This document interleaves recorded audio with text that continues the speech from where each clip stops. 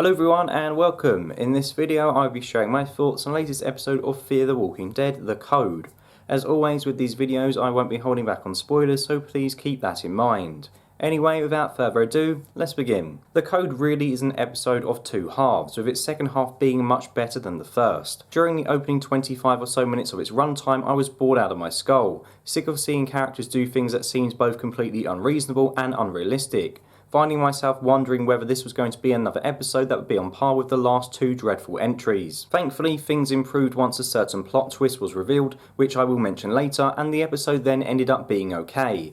It wasn't great, but thankfully it wasn't a complete train wreck either. As I predicted last week, the episode doesn't resume after Alicia had braved the storm. Instead it goes back into looking how Morgan managed to get by during the hurricane, meaning this episode takes place concurrently with last week's. We find Morgan desperately seeking shelter after Alicia had left him, with him luckily running into a truck that not only had a trailer to stay in, but was also stockpiled full of supplies, with a message instructing anyone who found said supplies to take what they need and leave the rest. These are the same boxes that Al found earlier, with the truck owners seeming to be on some kind of a humanitarian mission. To be honest, I can't really get on board with the idea of people handing out precious food to strangers in an apocalypse. It seems like a dumb and extremely risky thing to do, and was an all too convenient way of getting Morgan to find some much needed supplies. Of course, maybe this is just me. Maybe there would be some people who would come together to do this during the end of the world, and maybe some of you watching thought this was a noble and a just thing to do, which is fine. However, I can only make a judgment based on my feelings, and I know if it were me I wouldn't be wasting my time leaving food for strangers. Anyway, Morgan falls asleep in the truck and then wakes up in another state.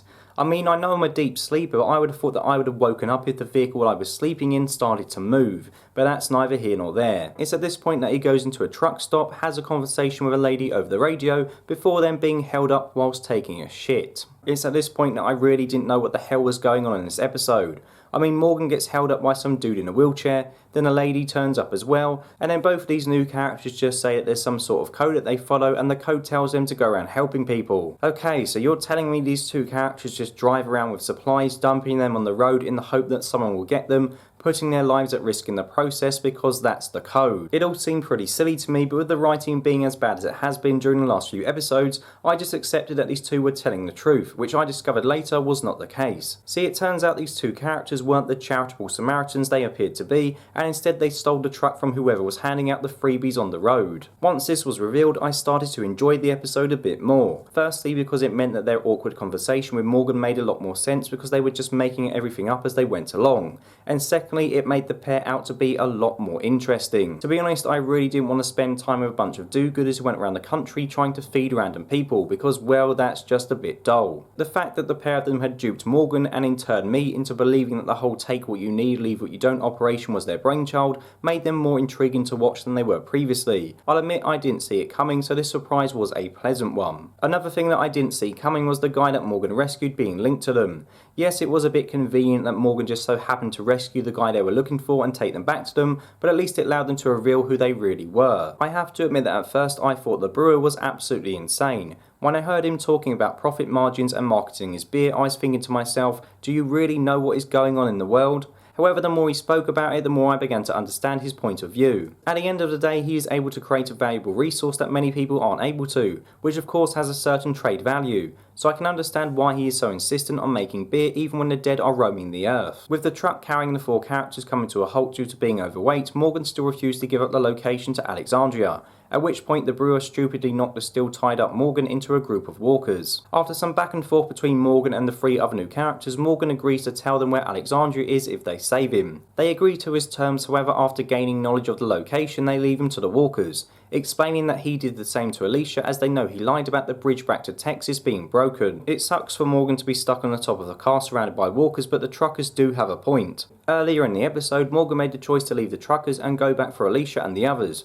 However, once he got to the bridge he started hearing voices again and turned around, contacting the truckers and telling them the bridge was broken. So not only did Morgan not go back for Alicia and the gang, he also lied about the reasons behind why he didn't. I mean, for all he knows they could have been dead, so why should he expect help from anyone himself? Karma bit him firmly in the arse, and I actually agree with their decision to leave him behind. What follows is a scene of Morgan sitting on a car as night falls with him still surrounded by walkers. It's at this point that a trademark Gimple piece of dialogue takes place in which Morgan explains that he couldn't go back but he wants to now, so please let him go back to do the right thing, blah blah blah. It was a really bad corny speech and I'm glad that he didn't get a response out of it, because it would have really pissed me off if the truckers had suddenly turned around to rescue Morgan after hearing it. Finally, Morgan somehow manages to make his escape and then heads back to Texas, meaning that the ending of this episode takes place at least a couple of weeks after the storm.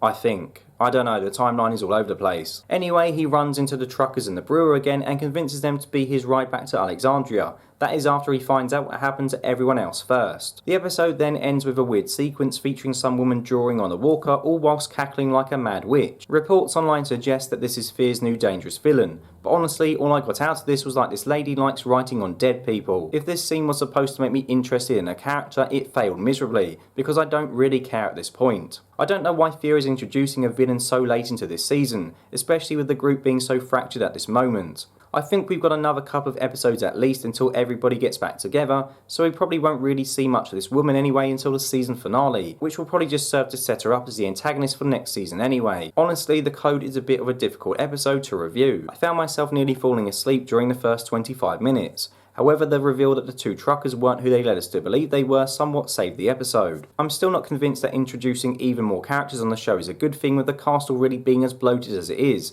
but at least they didn't turn out to be as dull as I initially feared. The Code was an okay episode. The overarching plot, however, is still failing to grab me. The fact that this half of a season seems to be about characters separated in the storm and Morgan wanting to go home isn't anything I can really get excited about. However, at least this was an improvement on the last two episodes that I sat through, and let's hope next week's installment is an improvement on this as well. So there you have it, is my views on the latest episode of Fear the Walking Dead.